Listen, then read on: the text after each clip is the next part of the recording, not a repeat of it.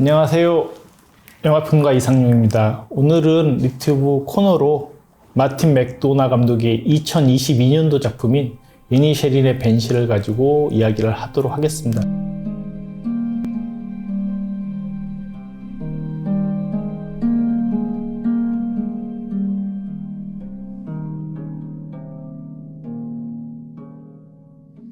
이 작품은 당시 베니스 영화제에 초청이 되기도 했었는데요. 개인적으로는 마틴 맥도나 감독이 대단히 이야기를 잘 쓰는 감독이라고 저는 생각을 합니다. 이전에 많은 작품들을 연극 무대, 영국과 아일랜드의 연극 무대를 통해서 희곡 작품들을 많이 쓰기도 했었고요. 그런 만큼 공간이나 이런 것들은 쓰리빌보드나 이런 전작들을 보면 한정되어 있긴 합니다만 몇몇의 인물들이 효과적으로 움직이는 그런 묘사나 그들이 얽히고 갈등을 벌이는 상황의 집요함은 아마 현존하는 감독 중에서 가장 탁월한 그런 인물이 아닐까 싶은 생각이 들어서 개인적으로는 제가 속해 있는 대학들의 수업을 할 때 마틴 맥도나의 여러 가지 대본들이 대단히 크게 도움이 될 수 있다라는 그런 얘기들을 해주고 있기도 합니다. 이니셰린의 벤시는 본인의 국가라고 할 수 있는 아일랜드를 배경으로 하고 있는 작품이어서 미국에서 만들어진 영화이긴 합니다만 그럼에도 불구하고 꽤나 아일랜드적인 영화다라고 또 말씀드릴 수 있을 것 같고요. 이 작품은 또 역사적 배경이 있습니다. 아일랜드 소위 내전이라고 불리는 시기가 배경인데 정확하게 1920년대 되기 초반에 10년대 후반에 아일랜드는 그 영국에 속해 있었던 그런 국가이기도 했었고 그리고 영국과 전쟁을 벌이면서 독립전쟁을 이뤘는데 그 이후에 영국의 어떤 통치를 따를 것인가 아니면 완벽한 자유를 얻을 것인가를 가지고 서로 또 갈등하는 과정들이 소위 말하는 내전의 역사로 이어지게 됩니다. 그래서 IRA와 자유국이라고 하는 그런 싸움들이 크게 벌어지고 있었는데요.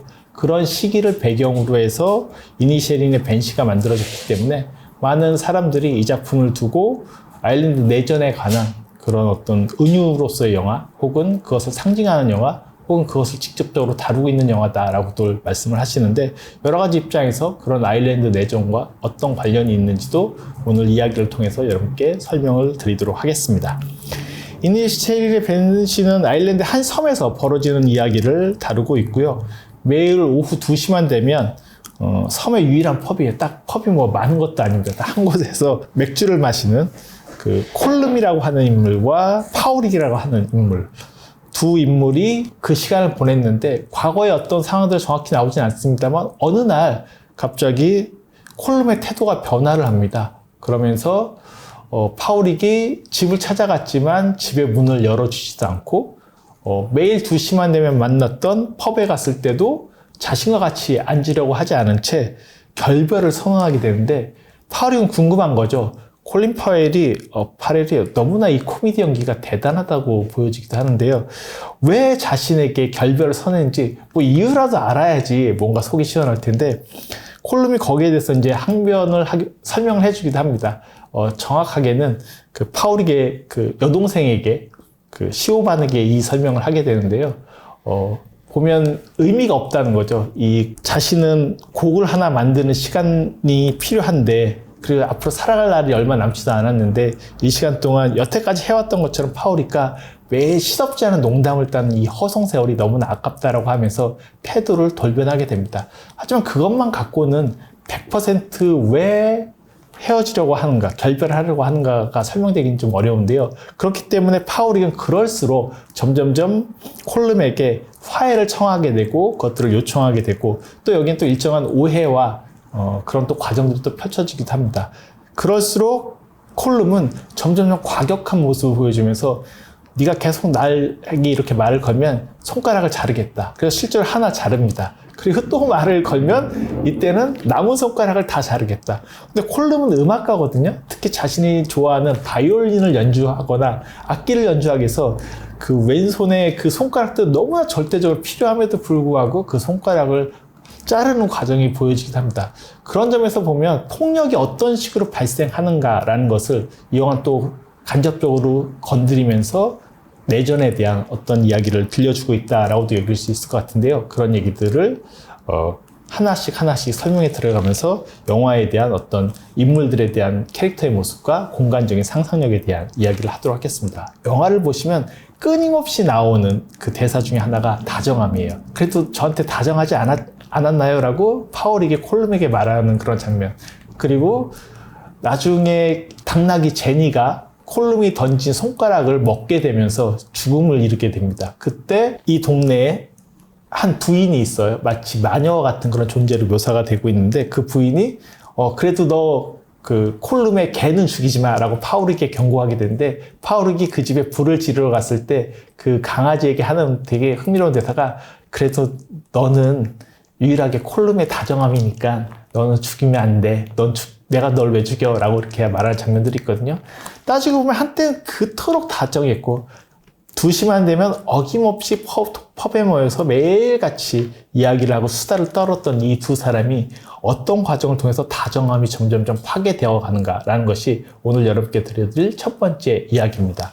다정함의 파괴에 대해서는 이렇게 말씀드릴 수 있을 것 같아요. 이 작품의 그 시간적 배경들을 보면은 정확하게 이제 내전이 거의 끝나가는 그런 1921년도쯤으로 보이게 되는데요. 일요일과 일요일이 영화 속에서 공간적으로 보여집니다. 그래서 두 번의 일요일 앞과 그 다음에 두 번째 일요일 뒷 사이에 한 대략 열흘에서 2주까지는 되지 않는 것 같아요. 그 정도 기간이 펼쳐지고 있고 딱 이야기의 시작은 4월 1일입니다. 4월 1일 날 콜룸이 결별을 선언했기 때문에 파워링은 그 말을 듣고 다음날 깨닫게 돼요. 오늘이 만우절이어서 어제가 만우절이어서 나한테 농담을 한 것은 아닌가? 라고 또 역시 오해를 하게 되는 그런 과정들이 펼치는데 이 다정함들이 서서히 파괴가 되어가는 과정들이 전반적인 이야기의 태도다라고 말씀드릴 수 있을 것 같고 그렇기 때문에 정말로 끔찍한 건 콜룸은 어떠면 대단히 냉정한 대단히 지적이고 예술적인 그런 인물이라고 볼 수 있는데 반해서 파우릭은 내가 바보야? 라고 자기 동생 시오반에게 물어볼 정도로 어떻게 보면 되게 어리숙하고 천진한 그런 남성이라고 볼 수 있는데 그 남성이 점점 폭력적으로 변해가게 돼요. 그건 결별 선언 때문에 그래요. 그런 점에서 보면 자유국가 IRA로 대변됐었던 아일랜드 내전 속에서 사실은 서로는 한때 독립전쟁을 위해서 같이 싸웠던 사람들이었었는데 영국이 자 우리가 물러나겠다 대신 이런 우리를 따르는 조건들이 이런 것이니 따를래? 라고 국왕을 섬겨야 된다는 그런 조건들을 내걸거든요. 거기에서 동조하는 사람들이 만들어낸 게 자유국의 형태였었고 북아일랜드를 중심으로 IRA는 미쳤냐? 우리가 여기까지 어떻게 싸워왔는데 끝까지 싸워서 완벽한 자유 독립을 얻을 거야 라는 하는 입장들이 서로 갈리게 됩니다. 그 결과 속에서 한때는 대단히 서로 도왔고 다정했던 사람들이 정리해야 되는 어떤 시점에서 1차적으로 완벽한 정리는 아니죠. 일정하게 보면 휴전 상황이라고 볼 수 있는데 이 상황 속에서 서로의 의견이 갈리면서 서로 결국 총을 쏘고 죽이게 되는 상황들이 펼쳐지게 되는데 이러한 장면들은 아마 여러분들이 너무나 잘 아는 켄 로치 감독의 보리밭을 흔드는 바람이 정확히 그 이야기에 해당됩니다. 또 하나의 유명한 작품으로는 마이클 콜린스라고 사실은 아일랜드 독립전쟁의 영웅이라고 볼 수 있겠죠. 그래서 실제로 독립을 콜린스를 중심으로 해서 잘 이끌어냈어요. 그런데 독립전쟁이 끝나자 내전 상황이 치달았을 때 콜린스는 자유국 편에 서게 됩니다. 그러자 IRA 사람들이 이를 못 견디다 못해 결국 콜린스를 암살하게 되면서 영화는 끝이 나게 되는데요. 이 마이클 콜린스라는 영화를 만든 사람은 아일랜드 출신의 또 대표적인 감독인 닐 조던이 또 만들기도 했습니다. 그래서 두 영화를 보시면은 오늘 저희가 이야기를 나누고 있는 이니셰린의 벤시와는 달리 그 당시의 시대 속으로 들어가서 어떤 식의 독립전쟁과 내전이 펼쳐졌는가라는 것에 대한 얘기들을 조금은 더 세밀하게 보실 수 있지 않을까 싶고 이 작품에서는 그런 것들이 직접적으로 언급되진 않습니다. 이 섬에서 가끔 저 멀리서 포탄 소리가 들리거나 그것을 의식하는 사람들의 반응 정도로만 나오고 있긴 한데요. 그럼에도 불구하고 내전이라고 하는 것을 바라보는 서로 다른 입장들이 이 영화의 주인공인 파우릭과 콜룸을 중심으로 서로 갈리거나 서로 갈등을 벌이고 있다라고 이해하시면 될 것 같습니다. 내전에 대해서 결국 콜룸이 결별 선언을 하게 되고 그것에 대해서 끊임없는 구애를 펼치면서 왜 그래? 너 지금 농담하는 거지? 너 다정했잖아. 근데 왜 갑자기 지금 다정해지지 않는 거야? 라고 파울이 끊임없이 옆에서 호소를 하게 되는데, 그럴수록 콜룸은 점점 냉정한 태도를 보이면서 결국 자신의 손가락을 자르게 되고요. 첫 번째 손가락을 잘라서 콜룸이 직접 들고 와서 파울에게 집 문에 던졌을 때 그것을 발견하게 되자 시오반이 그 손가락을 들고 콜룸의 집을 직접 찾아가게 됩니다. 이 여동생 가서 물어보는 거죠. 사실 이 작품에서 가장 똑똑한 그리고 가장 지적인 인물은 시오반이라고 하는 그 파울에게 여동생이라고 볼 수 있는데, 왜 그렇게 보이냐면 콜룸도 되게 이상하게 고집불통인 거예요. 특히 나중에 음악에 대해서 그 파울에게 설명할 때 모차르트가 그 17세기 사람이라고 하면서 17세기의 모차르트 어쩌고저쩌고 얘기하는데, 시오반이 그것을 뒤에서 보고 있다가 나중에 돌아갈 때 그렇게 말을 한마디 던집니다. 근데 콜룸 그거 아니야. 모차르트는 18세기 사람이야. 어떻게 보면 각자가 속한 어리석음에 대한 질타이기도 하고요. 시오반은 이 작품에서 유일하게 섬을 떠나서 본토로 향하게 되는 인물이기도 합니다. 그런 점에서 이 전쟁의 시기, 이곳에 속해서 끊임없이 서로의 입장만을 주장한 채 서로 죽이고 폭력을 저지르고, 그것이 본인들이 원하지 않았던 방식이지만 당나귀가 죽게 되고, 혹은 도노반이라고 하는 또 이 마을에 어떻게 보면 파울릭보다 더 그 지적으로 좀 떨어지는 그 한 소년이 또 죽게 되는 이런 과정들이 펼쳐지는데, 그 과정에서 유일하게 자기의 출구와 방향을 찾는 인물은 시오반이다라고도 말씀을 드릴 수 있을 것 같습니다. 파울릭과 콜룸은 그런 식으로 계속 싸우게 되고 결국에는 손가락을 모두 자르게 되는데, 이 과정에서 파울릭이 변하는 모습들은 크게 세 가지 정도가 나타납니다. 첫 번째는 거짓말을 하게 되는 모습이 나타나요. 그 거짓말을 통해서 콜룸과 친하게 지내는 어떤 이제 음악을 하는 학생이 있을 때 그 학생에게 다가가서 거짓말을 하죠. 아버지한테 정보가 왔다. 그 빵을 배달하는 차, 뭐 영국이나 유럽에서는 빵이 주식이니까 빵이 제일 중요하겠죠. 빵을 배달하는 차에 너희 아버지가 치였다고 한다. 지금 중상이라고 하니까 너 빨리 돌아가. 왜냐하면 그 파울릭이 보기에 콜룸 주변에 다른 사람이, 자기 이외에 다른 사람이 있는 게 너무나 꼴이 보기 싫었던 거거든요.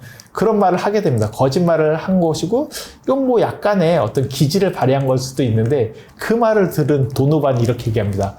파울릭에게 정말 실망이다. 당신은 그래도 다정한 사람인 줄 아는데 나랑 똑같은 사람이었다니 라고 말하는 장면이 등장을 합니다. 그런 모습을 통해서 사실은 파울릭이 서로 콜룸과 대립하는 과정 속에서 변모해 가고 있다라는 것들을 이런 식으로 보여주고 있기도 하고요.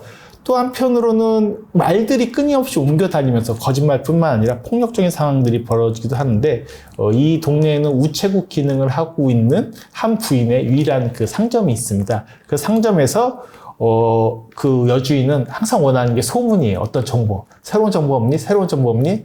근데 파울릭이나 뭐 콜룸도 물론 그렇고요. 그 다음에 시오반 같은 그런 인물들도 별로 이 여자를 달갑게 여기지 않으면서 정보를 전해주지 않는데, 이 지역의 유일한 경관인 도노반의 아버지가 있습니다. 이 인물 같은 경우에 끊임없이 뭐 동네 시시콜콜한 소식들, 누가 죽었고, 뭐 누가 바람이 났고, 무슨 사고가 일어났고, 뭐 이런 얘기들을 들려주게 되는데, 그러자 그 말을 듣고 있던 그 파울릭이 정말로 이제 저 경관이, 패더 경관이 너무나 엉터리처럼 보이니까 자신이 알고 있는 소문을 들려준 거죠. 네가 네 아들을, 도노반을 그렇게 패서 걔가 지금 우리 집에 와 있다 라고 하니까 패더가 결국엔 밖으로 나와서 파울릭을 한 대 갈기는 또 장면들이 등장을 하게 합니다. 이 작품에서 폭력은 전쟁처럼 펼쳐져 있진 않아요. 하지만 대부분의 장면들에서는 말을 통해서 폭력이 감염되고 양산됩니다. 따지고 보면 여기서 그 소문을 내는 장소는 크게 세 곳으로 볼 수 있는데, 오후 2시만 되면 항상 모였던 펍에서는 온갖 동네의 소문들이 다 퍼지게 되고, 파울릭과 콜룸이 서로 지금 함께 테이블에 앉아서 술을 먹지 않는다. 이것이 가장 중요한 어떤 소문의 핵심 중에 하나로 전파가 되고요. 또 하나는 좀 전에 설명드렸던 그 동네의 가게가 또 그런 장소로 표현될 뿐만 아니라, 이곳에 또 말들이 오고 가는 것 중에 하나가 시오반에게 편지가 오게 되는데, 이 여주인이 그걸 미리 뜯어봐요. 그래서 시오반이 이게 왜 뜯어져 있죠? 그랬더니 뭐 그냥 뜯긴 거야 라는 식으로 얘기했는데 소문의 어떤 또 진원주 중에 하나일 뿐만 아니라 온갖 좋지 않은 것들이 이곳을 통해서 퍼지고 그것들은 또 상당 부분 내전과 관련된 또 소문들이기도 합니다. 그런 것들이 퍼지고 있다라고도 얘기할 수 있고 끝으로 소문이 퍼지는 또 진원지는 아까 초반에 그 교회 장면 캐톨릭이죠. 대부분 이 시기 때 아일랜드는 또 캐톨릭이 제일 많았으니까요. 캐톨릭의 성당에서 신부가 고해 성사를 받으면서 온갖 소문들을 다 취합해가지고 상대에게 들려주는 장면들이 있습니다. 그때 보시면 콜룸에게 근데 너 왜 파우리카가 말하지 않니? 그러니까 콜룸이 그걸 어떻게 알죠? 그랬더니 이 조그만 동네에 비밀이 어딨어. 사실은 비밀이 없는 동네인 거죠. 온갖 소문들이 서로 어떤 암투를 일으키거나 폭력을 일으키거나 패더 경관의 어떤 주먹을 불러일으키는 그런 과정들이 펼쳐진다는 점에서 파우릭은 사실 그런 것부터 멀리 떨어져 있었던 대단히 다정했던 인물이지만 결국에는 콜룸의 결별 선언 이후에는 본인도 그런 소문의 주도자 중에 한 명이 될 뿐만 아니라 직접적으로 폭력을 저지르거나 폭력을 경험하는 인물이다라고 볼 수가 있고요. 끝으로 대단히 중요한 이 파우릭의 다정함이 변모한 장면은 두 가지 사건인데 하나는 결국엔 시오반이 떠나는 거예요. 그 편지를 받고 본토에서 일자리가 있다는 사실을 알게 되고 그것을 떠나기 바로 몇 시간 전에 얘기를 하고 배를 타고 떠나는 장면이 있습니다. 그때 파우릭이 대단히 괴로워하는 장면들이 영화 속에서 등장을 해요. 그런 모습을 통해서 그런 어떤 소문들, 정보들이 결국엔 자신에게 닥쳐졌을 때 괴로워하는 파우릭의 모습을 보여주기도 하고요. 또 그 과정 속에서 결국 손가락 4개를 콜룸이 던졌을 때 그것을 먹고 이 지배에서 기르고 있던 파우릭이 그토록 애지중지하는 당나귀 제니가 죽음을 맞이하게 되고 그것에 화가 나서 파우릭이 직접 콜룸을 찾아가서 말을 하게 되죠. 내가 내일 일요일 2시에 니네 집 불 지를 거야. 그러니까 거기 있어. 라고 얘기를 하게 되고 실제로 교회가 끝나고 나서 마차를 끌고 뭐 기름을 다 싣고 가서 불을 지르는 장면이 이 영화 속에서 대단히 중요한 클라이막스로 등장을 하기도 합니다. 그것을 직접 저지르고 콜룸은 불타는 집 가운데 있는 장면들이 펼쳐지는데요. 뭐 이 사람이 죽게 되는지 아닌지는 사실은 조금 더 지나야지 확인을 할 수 있게 되는데 그런 식으로 직접 불을 저지른다는 직접적인 폭력을 행하는 파우릭의 모습을 우리는 이 영화의 과정들을 통해서 보여주게 됩니다. 그 과정 속에서 결국엔 파우릭이 더 이상 다정함을 갖고 있지 않다라고 얘기를 할 수 있겠죠. 그래서 영화에 그 두 사람이 해변가에 섰을 때 그런 얘기들을 하게 돼요. 포화가 이제 멈추게 되고 그 포화가 멈추게 되자 그것을 듣고 있었던 그 콜룸이 그렇게 얘기를 하죠. 이제 전쟁이 거의 끝나가는 것 같아. 포탄 소리가 이제 멈추고 있어 라고 얘기하니까 그때 파우릭이 그 얘기를 듣고 있다가 그렇게 얘기를 합니다. 하지만 다시 시작될 거야. 왜냐하면 어떤 것은 결코 끝나지 않는 것이 있거든. 이 영화를 아일랜드 내전에 관한 영화라고 분명히 말을 할 수 있습니다만 그럼에도 불구하고 그 내전의 상태는 이후의 아일랜드의 역사를 계속 현대사를 지배하게 됩니다. 그런 과정에서 보면 이 작품은 그 당시를 거론하고 있지만 그 당시를 고스란히 재현하려고 하는 작품이기보다는 그로부터 인해서 수많은 말들이 계속 아일랜드가 어떻고 뭐가 어떻고 뭐가 어떻고라는 소문들이 이 아일랜드의 역사와 정치를 지배하게 되면서 결국 소문에 의해서 서로 지금까지도 아일랜드와 본토 사람들이 싸우게 되는 이런 과정들이 펼쳐지고 있는 역사가 어떻게 이 시기 때 만들어졌는지를 은유적으로 보여주고 있는 그런 작품이다. 그런 점에서 다정함의 상징이었던 도노반이 얘기했던 것처럼 그렇게 다정했던 그 파우릭이 결국에는 폭력적으로 화재를 저지르는 인간으로 변모하는 것이 결국에는 내전의 역사이자 내전의 결과이자 내전으로부터 이어진 현재의 과정이다라고 말씀드릴 수 있을 것 같습니다. 도미닉 같은 경우도 결국에는 아버지 패더 경관의 분노는 이것이 소문이 났다는 거죠. 그 소문의 결과로서 결국 도미닉이 사고사를 당했다라고 묘사가 되고 있긴 합니다만 그럼에도 불구하고 결국엔 도미닉이 집에서 쫓겨나고 어떤 불행한 지경에 이르게 된 것은 역시 또 말에 관한 것이었다라고 볼 수 있을 것 같고요. 파우릭의 아까 거짓말에 대한 얘기들도 말씀드렸었는데 도미닉이 다정한 사람인 줄 알았는데 나랑 똑같네 라면서 그 거짓말이 결국에는 한 사람의 신뢰와 믿음과 인간성을 상실하게 되는 과정이다 라고도 볼 수 있는 것 같습니다.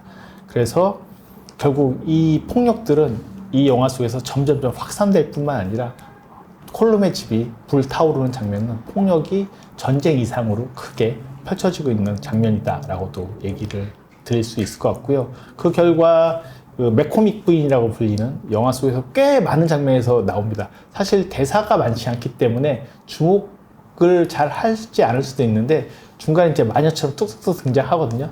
동생 시오반 같은 경우에 그래서 매코믹 부인과 마주치는 것을 대단히 싫어할 뿐만 아니라 왜냐면 집에 찾아서 또 이상한 얘기를 하거든요.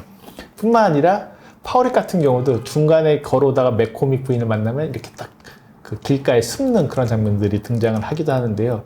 어떻게 보면 그 섹스피어의 맥베드에 나오는 마녀들 같은 어떤 예언자적 존재이기도 하고 그 매코믹 부인이 하는 역시 말이죠. 말의 가장 큰 그 중요한 줄기 중에 하나는 2명이 죽을 거야 라는 얘기였었는데 결국 이 말이 폭력과 직접적으로 연결되어 있는 거죠.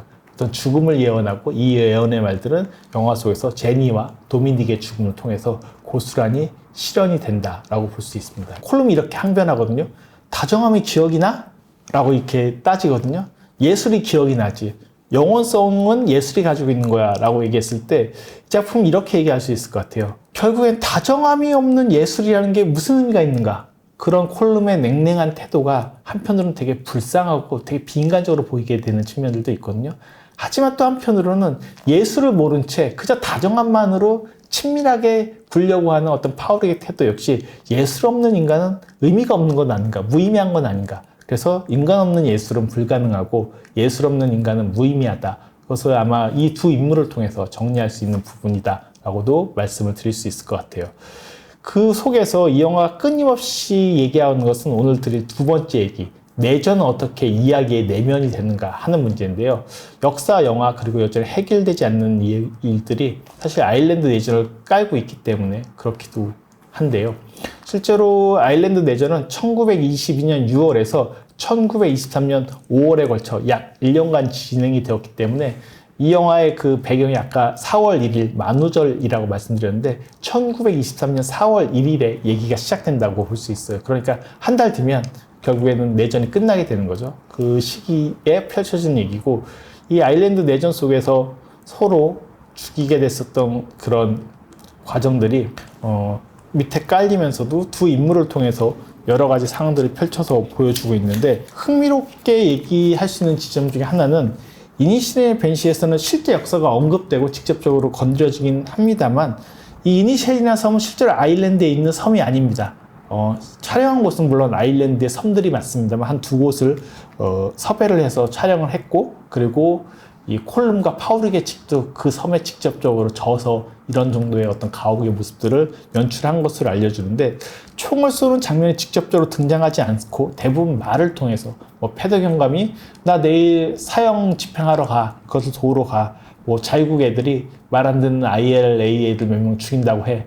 사형 보는 게 되게 진기한 경험이지 않아? 6실링에 돈도 준대. 뭐 이런 얘기들도 하면서 내전 상황이라는 것을 언급을 합니다만 대부분 한 단계 떨어져 있는 이런 그 섬에서 펼쳐지는 이야기다. 그런 점에서 보면 이렇게도 생각할 수 있거나 이런 식으로 해석하는 경우들도 종종 있습니다.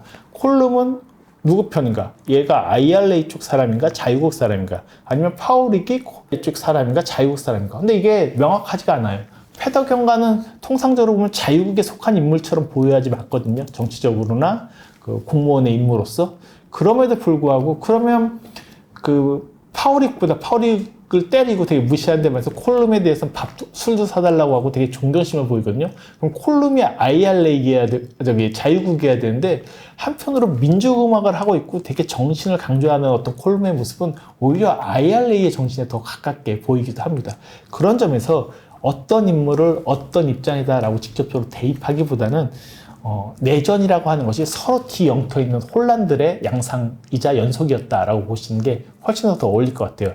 대표적인 사례가 패더가 파워릭을 그 가게 앞에서 때려 눕혔을 때 그것을 도와서 마차에 태워주는 사람이 콜룸이었었고요. 또 술집에서 패더 경관이 파워릭을 또 무시하려고 하자 파워릭을 주먹으로 때려 눕히는 사람이 콜룸이기도 했었어요. 그래서 이 세 명의 인물들의 관계들만 놓고 보면은 누가 어디에 소속돼 있다기보단 서로의 입장에서 자신의 몫에 충실하고 그것을 통해서 갈등을 벌이는 인물이다라고 보시는 게 더 맞을 것 같고, 그렇게 갈등을 벌이고 있기 때문에 서로의 그 미묘한 차이, 사실은 한마을 사람들이고 소문이 금방 다 퍼지고 뭐 옆에 집에 뭐 한국에서 옛날에 그런 말이 있었거든요. 마을로 따지면 옛날에 이웃에 집에 밥 숟가락이 몇 개인 줄 알았다. 요즘은 절대 알 수가 없죠. 그랬다 큰일 나겠죠. 하지만 예전에는 그랬던 분위기였었는데 그런 과거사를 배경으로 그 사람들이 결국에는 대립하고 폭력을 저지르고 하는 그런 상황들이다라고 이해하시는 게 더 맞지 않을까 싶은 생각이 듭니다. 그래서 이니시리니 벤시에서 격전의 원인은 말에 있고 경관 패더가 파울에게 주먹을 휘두른 것도 그가 퍼뜨린 말 때문이었고 도미닉이 집에 들어가지 못한 이유도 소문 때문이었고 하지만 그 말 가운데 어떤 것도 명료성이나 직접성을 획득하지 않습니다. 그저 자신의 심경이나 위치를 반복하거나 침묵할 따름인 거죠.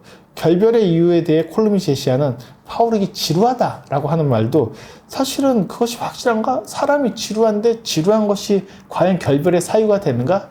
따지고 보면 아일랜드의 역사 혹은 아일랜드 내전의 상황 속에서 어떤 소문과 말들이 제가 제구라는 서로의 오해를 작동시켰고 이 이니시리니 벤시가 다루고 있는 것은 이 말로 인해서 한 섬에서 벌어지고 있는 오해의 역사다라고 보시는 것이 되게 중요할 것 같습니다. 이렇게 또 설명드리는 이유는 실제로 마틴 맥도나의 영화에서 대부분 말들이 되게 중요한 역할을 해요. 아까 일부에서도 설명드렸던 쓰리 빌보드 같은 2018년도 영화도 보시면은 그 어머니이자 자신의 딸이 강간과 폭력으로 죽음을 당한 그래서 딸을 잃은 이 밀드레드라고 하는 어머니가 처음에 쓰리 빌보드 영화의 제목 그대로 광고를 내세우게 되는 거거든요. 그 말이 결국에는 경찰서장 윌러비를 난처한 상황에 처하게 만들어서 그가 자살을 합니다. 하지만 또 자살할 만한 이유가 있었어요. 왜냐하면 윌러비는 거의 사형 선고를 받은 병에 걸려 있었던 인물이기도 했었거든요. 하지만 죽자마자 또 소문이 퍼집니다. 밀드레드 때문에 경찰서장이 자살했다. 그러면서 또 밀드레드가 또 위험한 상황에 처하게 되고 말이 폭력을 낳고 또 그 폭력이 또 말을 낳고 또 그 말이 또 다시 폭력으로 이어지게 되는 연쇄 반응들이 사실은 쓰리 빌보드에서도 되게 흥미롭게 펼쳐지고 있기 때문에 이게 고스란히 오늘 여러분과 이야기를 나누고 있는 이니시리니 벤시에서도 활용이 되고 있다라고 이해하시면 될 것 같습니다. 그 과정 속에서 진실은 무엇이냐라고 하는 것은 서로의 신념과 어리석음의 갈등과 싸움이다라고 볼 수 있을 것 같고요. 이 과정 속에서 이 인물들을 보여주는 공간들이 반복된다는 게 되게 흥미로워요. 그러니까 이들은 서로 말 안 하고 서로 그냥 결별한 채 살아면 되는데 이 영화에서 끊임없이 부딪힙니다. 펍에서 한쪽 저쪽 구석 안에서는 그 콜룸이 새로운 사람들과 연주를 하고 있고요. 그 모습을 파워릭과 도노반이 저 한쪽 끝에서 지켜보고 있고요. 되게 코믹한 장면인데 이 마을은 떠날 데가 없는 거죠. 왜? 다 붙어 있는 거죠. 아일랜드란 섬 국가가 그런 형태인 거예요. 결코 벗어날 수가 없음에도 불구하고 갈등을 벌인다? 그게 되게 어리석고 되게 미련해 보이는 그런 장면들로 연출이 되어 있고요. 일요일이 되면 그 누구나 할 것 없이 다 교회에 또 모여들어야 됩니다. 그래서 그곳에서 서로를 또 지켜보고 있어요. 뿐만 아니라 이들은 그 파우릭의 집과 콜룸의 집의 그 길 사이는 서로 갈라지게 되어 있음에도 불구하고 어디를 향해서 가든 끊임없이 부딪힐 수밖에 없습니다. 끊임없이 교차하는 모습들을 통해서 이 작은 동네에서 벌어지는 어떤 말들의 향연이 결국에는 어떤 끔찍함과 비극으로 던져지는가라는 것들을 보여준다라고도 할 수 있을 것 같습니다. 그런 점에서 보면 결국 이 둘은 화해를 못한 채 끝나는 영화다라고 보시는 게 맞겠죠. 그래서 제니의 죽음 이후 파우릭이 콜룸의 집을 불을 지르게 되고 자 이제 불을 질렀으니까 파울이 콜룸이 물어보죠. 이제 다 끝난 거야 라고 물어보니까 그때 콜룸은 이제는 변해버렸기 때문에 다정함을 잃었기 때문에 이렇게 얘기합니다. 아니요, 당신이 살아있으니까 아직 끝난 게 아니에요 라고 말을 하거든요. 그래서 조만간 다시 시작할 수밖에 없다라는 것을 말해주는 파울릭의 대사는 이들의 관계가 이제 변모해버렸고 더 이상 다정해질 수 있는 가능성이란 제로가 되었다라고 하는 것을 정확하게 보여주는 그런 장면이고요. 그래서 그 끝장면을 보면 둘이 나란히 바다를 보면서 서 있기 때문에 화해한 거 아니야 라고 오인할 수 있는데 전혀 그런 이미지가 아니라 이들의 말은 같이 있을 수밖에 없지만 이 섬에서 그랬던 것처럼 평생 그렇게 될 것이고 아일랜드의 역사가 그러하듯이 같이 있을 수밖에 없지만 그 가운데 끊임없이 반목하고 질시하고 갈등을 벌일 수밖에 없다라고 보여지는 그런 영화다. 그것이 결말이다 라고 얘기할 수 있을 것 같고요. 결국 파우릭은 당나귀 제니를 잃었고 여동생 시오반을 본토로 보내고 콜롬은 한 손에 손가락 전부를 잃었고 집까지 잃었어요. 이 끊임없는 내전의 과정이 결국에는 많은 것을 잃어버리게 만드는 거죠. 그래서 동생 시오반이 파울에게 보낸 편지가 되게 중요하거든요. 본토로 가서 여기 침대가 하나 비어 있어. 거기서 이제 일자리도 없잖아. 할 것도 없잖아. 오빠도 일로 와. 라고 하지만 가면 되거든요, 사실. 그럼 많은 게 해결될 텐데 파울에게 편지를 보면 여동생이 이제 가축은 도노반이 키워주면 되니까 오빠는 걱정하지 말고 와. 라고 했지만 도노반도 죽었어. 그래서 가축을 내가 돌봐야 돼. 그 핑계를 삼아서 갈 수 없다라고 또 항변합니다. 그러니까 이들은 결코 이 섬을 떠나지 못한 채 끊임없이 갈등할 것이고, 이니셜인의 벤시라고 하는 이 영화의 제목은 실제로 콜룸이 만든 곡의 제목이기도 하거든요. 근데 재밌는 얘기를 해요. 벤시는 이제 이쪽 지역의 말로 유령, 귀신, 뭐 그런 악령 뭐 이런 말인데 여기에는 벤시라는 존재가 출연하지 않았어요. 하지만 이 영화 끝났을 때는 문득 그런 생각이 들게 됩니다. 이제는 벤시가 생기는 거 아닌가? 억울하게 죽은, 사고로 죽은 도노반도 있고 제니도 있고 이곳을 떠나지 않다는 이곳에 살아가는 사람들이야말로 어쩌면 이들이야말로 벤시가 된 존재들이 아닌가? 귀신과 같은 존재들이 아닌가? 라는 생각도 해보게 됩니다. 그런 점에서 이니셜이나 벤시가 뭘 가리키고 있는 건가? 그냥 콜룸이 만든 노래일 뿐인가? 라고 생각하실 수도 있겠습니다만 한편으로 그런 말도 하죠. 콜룸이 끔찍하게 자기가 상상해봤대요. 파울이 장례식에 쓰면 어떨 거냐고. 그것도 사실 되게 끔찍한 말 중에 하나거든요. 그런 식으로 이들이 살아있지만 마치 유령과도 같은 상태로 그렇게 살아가는 사람들의 모습을 이 영화의 제목이 가리키고 있다라고 얘기를 할 수가 있을 것 같습니다.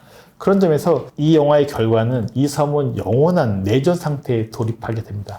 파울의 답장은 어떤 해결책을 담고 있는 것이 아니라 고집스럽게 이곳에 남아서 전쟁을 벌이며 살아가겠다는 결연한 다짐처럼 보입니다.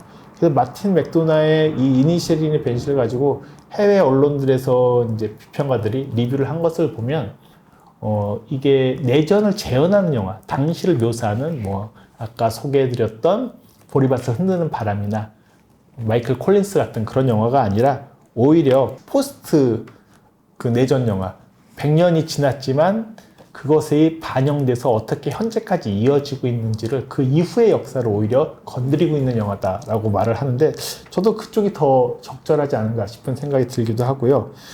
유령 혹은 사람들은 누군가를 상실했기에 구원받지 못한 채 현실을 떠돌며 끊임없이 경고의 메시지를 보내고 있는 이들이야말로 유령과 같은 존재들이다. 그래서 영화는 그 가운데 그래도 당신이 무언가 기억하고 과거를 기억하고 애초에 출발점을 기억했다면 다정함을 회복하고라고, 그리고 예술을 기억하라고, 그 둘을 결합하여 다정한 예술을 만들어 달라고. 가장 최고의 예술은 예술도 아니고 다정함도 아니고 다정한 예술이 아닌가라는 어떤 이상점을 건드려서 제시해 주면서 이 영화는 잔혹할수록 다정한 예술이 그리워지도록 전개가 되는 그런 작품입니다. 그래서 맨 마지막 장면에 저는 대단히 슬펐습니다. 특히 그 여동생 시오반이 신발을 벗어놓은 채 이렇게 손을 흔들면서 이 바닷가를 바라보는 그런 장면들을 보고 있으면 신발을 벗어놓는다는 건 사실 일정하게 죽음을 상징하기도 하거든요.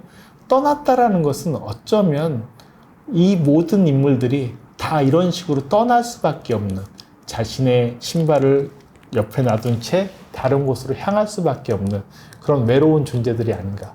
그래서 그런 얘기들을 하는 장면이 있죠. 외롭다라는 얘기를 이제 나중에 인식하고 열심히 하는 인물 중에 하나가 파울이게 되는데 그 파울에게 외로움을 건드려서 보여주면서 이 거대한 바닷가의 섬이라고 하는 섬 자체가 외로운 장소잖아요. 그런 공간이 이 외로운 집들과 외로운 사람들로 꽉 채워진 채 그렇게 흘러가는 마틴 맥도나의 최근 작품이자 제가 생각하기엔 근래 본 영화 중에 가장 뛰어난 어떤 인간과 풍경에 대한 통찰이 들어있는 그런 영화다라고 말씀드릴 수 있을 것 같습니다.